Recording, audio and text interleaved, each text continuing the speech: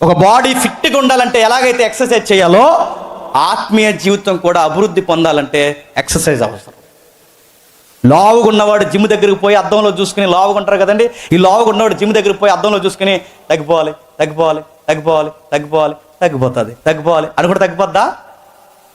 ఈ పొట్ట తగ్గిపోవాలి తగ్గిపోవాలంటే తగ్గిపోద్దా?